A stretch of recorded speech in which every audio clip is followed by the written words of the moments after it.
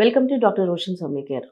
Gastric problem ఉన్నప్పుడు మన gastric లక్షణాలు ఎలా ఉంటాయి? వాటి వల్ల ఎటువంటి సమస్యలనేవి వాళ్ళు ఎదుర్కొంటారనే వాటి గురించి మనం వీడియోస్ చేసున్నాం. అయితే ఈ గ్యాస్ట్రిక్ ప్రాబ్లమ్‌తో సఫర్ అవుతున్నప్పుడు ఎటువంటి ఆహారం తీసుకోవాలి? ఎటువంటి ఆహారం తీసుకోకూడదు? అనే విషయాల గురించి ఈరోజు మాట్లాడుకుందాం. గ్యాస్ట్రిక్ ప్రాబ్లమ్‌తో సఫర్ అవుతున్న వాళ్ళు పొట్ట ఆల్రెడీ ఉబ్బరించినట్టుండడము, గ్యాస్, ఏం తినాలనిపించకపోవడము, ఇవన్నీ లక్షణాలు ఉంటాయి కాబట్టి, ఇలాంటి లక్షణాలని క్రియేట్ చేసే ఫుడ్ ఐటెమ్స్ ఏవైతే ఉంటాయో వాటిని మనం అవాయిడ్ చేయమని చెప్తాం. జనరల్లీ ఎప్పుడైనా సరే చిన్న పిల్లలు గానీ, పెద్దవాళ్ళు గానీ ఎప్పుడైనా మనం లోపలికి ఎయిర్‌ని కనుక తీసుకున్నట్లయితే, నోటి ద్వారా ఎయిర్ పీల్చుకున్నప్పుడు, నోటి ద్వారా ఎయిర్‌ని మనం తీసుకుంటున్నప్పుడు దాన్ని ఏరోఫాజీ అంటారు. అంటే ఇప్పుడు చూడండి, ఏదైనా ఒక గ్లాస్‌లో ఒక స్ట్రా వేసి మనం ఏదైనా ఒక డ్రింక్ తాగుతున్నప్పుడు మనకు తెలియకుండానే మనం ఎయిర్‌ని కూడా తీసుకుంటూ ఉంటాం. అది ఒక గ్యాస్ లాగా ప్రొడ్యూస్ అవుతూ ఉంటుంది. అలానే మన బాడీలో రకరకాల కెమికల్ రియాక్షన్స్ జరిగినప్పుడు, అసిడిక్ లెవెల్ బాగా పెరిగినప్పుడు కూడా ఈ ఎసిడిటీ పెరగడము, గ్యాస్ట్రిక్ ఎక్కువగా ఫామ్ అవుతూ ఉండడము, ఫ్లాటులెన్స్ ఎక్కువ ఫామ్ అవుతూ ఉండడము, ఎరెక్టేషన్స్ రావడము, తేన్పులు రావడము, ఇలాంటివన్నీ కూడా మనం చూస్తూ ఉంటాం. సో, వీటిల్లో ముఖ్యంగా మనం చెప్పే ఫుడ్ ఐటెమ్స్, తినకూడని ఫుడ్ ఐటెమ్స్‌లో ఎక్కువ ఫస్ట్ అండ్ ఫార్మోస్ట్ నేను చెప్పేది పప్పు దినుసులు.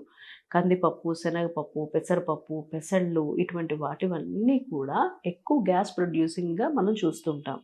అలాగే స్ప్రౌట్స్ కూడా ఎక్కువగా మనం ఎప్పుడైతే పచ్చిగా ఉండే స్ప్రౌట్స్, మొలకెత్తిన అలసందలు, శనగలు, పెసలు ఇటువంటివన్నీ తీసుకుంటామో, యూజువల్లీ మనం రాగా మాత్రమే తీసుకోవాలి. అవి ఎప్పుడు హెల్తీ కండిషన్‌లో. బట్ ఆల్రెడీ గ్యాస్ట్రిక్ సమస్యతో సఫర్ అవుతున్నారన్నప్పుడు యూజువల్లీ దాన్ని ఒకవేళ తీసుకోవాల్సిన పరిస్థితి ఉంటే మనం దాన్ని ఉడకబెట్టి గానీ, వేయించి గానీ తీసుకోమని చెప్తాం. అలా తీసుకోవడం ద్వారా గ్యాస్ ప్రొడక్షన్ అనేది చాలా వరకు తగ్గిపోతుంది.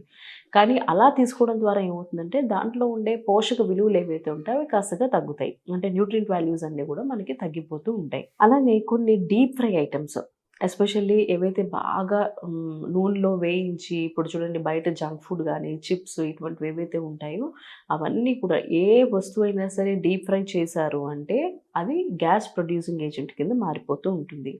అట్లానే బయట ఉండే మనకి ఈ ప్యాక్డ్ ఫుడ్‌లో కూడా చాలా వరకు మనకి గ్యాస్ ప్రొడ్యూసింగ్ అనేది మనం ఎక్కువగా చూస్తూ ఉంటాం. ఇంకొకటి ఆర్టిఫిషియల్ స్వీటనర్స్. చూడండి, కార్బొనేటెడ్ డ్రింక్స్‌లో వాటిల్లో మనకి ఈ స్వీట్‌గా ఉంటాయి డ్రింక్స్, కూల్ డ్రింక్స్ అన్నీ గూడా. అవన్నీ కూడా ఆర్టిఫిషియల్ స్వీటనర్స్ అందులో వేస్తూ ఉంటారు. ఎక్కువగా తీసుకున్నప్పుడు కూడా ఈ గ్యాస్ అనేది ఎక్కువగా ప్రొడ్యూస్ అవుతూ ఉంటుంది. అట్లానే ఈ గ్యాస్ ప్రాబ్లమ్‌తో సఫర్ అవుతున్నప్పుడు పుల్లటి వస్తువులు తీసుకోవడం. నిమ్మకాయ, సిట్రస్‌కి సంబంధించిన ఏ కంటెంట్స్ అయినా సరే, అది నిమ్మ గాని, నారింజ గాని, బత్తాయి గాని ఇటువంటివన్నీ తీసుకోవడం వల్ల ఎసిడిటీ అనేవి ఇంకా ఎక్కువగా పెరిగిపోతూ ఉంటాయి. అయితే ఇక్కడ చాలా ఇంపార్టెంట్ పాయింట్ ఏంటంటే, మనము డైట్ చేయమని చెప్తాము. మరి ఇంటర్మిటెంట్ ఫాస్టింగ్ ఒక కొంత టైంలోనే మనం తీసుకోవాలి. మరి మిగతా టైంలో తీసుకోకపోతే గ్యాస్ ఇంకా ప్రొడ్యూస్ అవుతుంది కదా! ఇవన్నీ ఒకప్పుడు చాలా సార్లు మనం చెప్పడం జరిగింది. అంటే టైంకి తినాలి. Breakfast, lunch, snacks, dinner every 3 అవర్స్‌కి తింటూ ఉండాలి. ఇలా మనం చెప్పడం జరిగింది. కానీ ఇక్కడ ఒక చిన్న సవరింపు, అంటే చిన్న మనకి మోడిఫికేషన్‌తో చెప్తున్న విషయం ఏంటంటే, ఎప్పుడైనా సరే మనం ఈ ఫుడ్ తీసుకుంటున్నప్పుడు, మన బాడీ వెయిట్ తగ్గించాలనుకున్నప్పుడు, గ్యాస్ట్రిక్ ప్రాబ్లమ్‌తో ఆల్రెడీ సఫర్ అవుతున్నారన్నప్పుడు, దీనికి ఒక పద్ధతి ప్రకారంగా చేసినట్లయితే, అంటే ఇంటర్మిటెంట్ ఫాస్టింగ్‌లో 2 మీల్ డైట్ చేస్తున్న వాళ్ళలో ఉదయం ఒక 10కి భోజనం చేసి, సాయంత్రం కనుక వాళ్ళు ఒక 7కో కనుక భోజనం చేసి కంప్లీట్ చేసేసినట్లయితే వాళ్ళకి 16, 17 అవర్స్ ఆఫ్ ఫాస్టింగ్ జరుగుతుంది. మిగతా టైం అంతా కూడా వాళ్ళు లిక్విడ్స్ తీసుకున్నట్లయితే వాళ్ళకి ఎటువంటి గ్యాస్ట్రిక్ సమస్యలు రావు.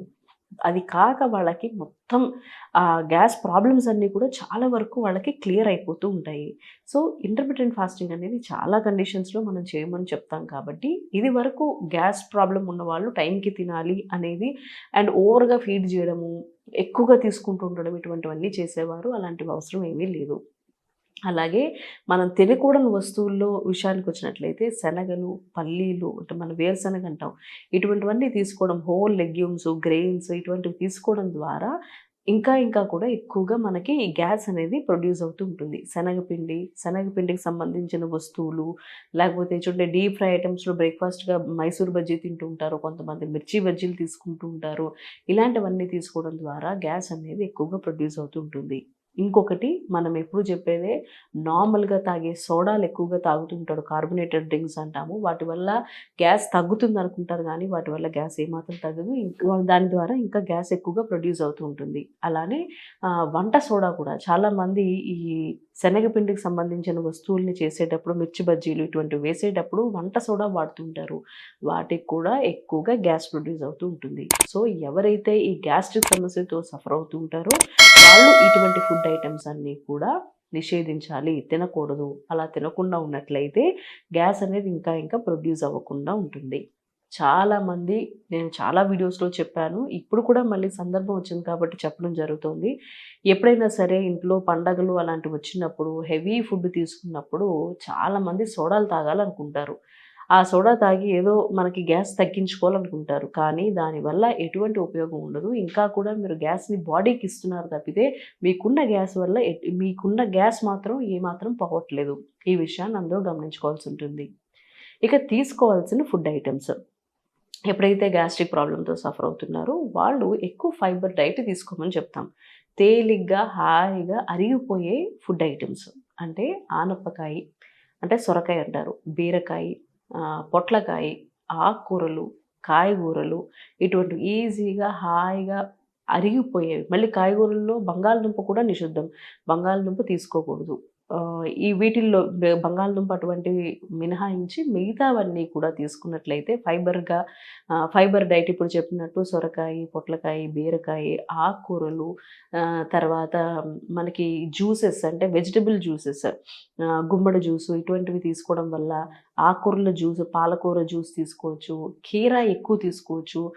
దోసకాయ ఇటువంటివి తీసుకోవడం ద్వారా ఫైబర్ ఎక్కువ ఉంటుంది కాబట్టి హాయిగా జీర్ణం అనేది ఈజీగా అయిపోతుంది. ఎటువంటి ఇబ్బంది పడదు. ఎటువంటి పెయిన్ ఉండదు.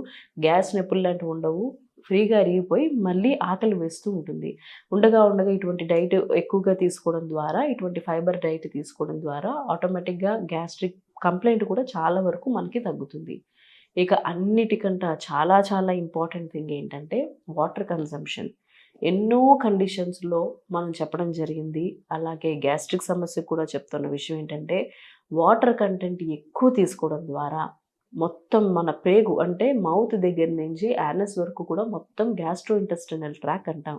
ఇదంతా కూడా క్లెన్జిఫై అవుతుంది. ఎక్కువ నీరు తాగడం ద్వారా ఎక్కడైతే ఇంటెస్టైన్స్‌లో ఉండిపోయిన మలినాలు ఏవైనా ఉన్నా, టాక్సిన్స్ ఏవైనా ఉన్నా అవన్నీ కూడా మోషన్ ద్వారా బయటికి వెళ్ళిపోతూ ఉండడం ద్వారా గ్యాస్ట్రిక్ సమస్యలనేవి చాలా వరకు మనం తగ్గించొచ్చు. సో, గ్యాస్ట్రిక్ కంప్లెయింట్ ఉన్నప్పుడు ఏ ఆహారాలు తీసుకోవాలి, ఏ ఆహారాలు తీసుకోకూడదు, వాటర్ ఎంత బాగా కన్జ్యూమ్ చేస్తే మనకంత చక్కటి రిజల్ట్ చూస్తాం అనే విషయాల గురించి మాట్లాడుకున్నాం. మరొక వీడియోలో మరొక ఇంపార్టెంట్ టాపిక్ గురించి మాట్లాడుకుందాం. For more videos please subscribe this channel.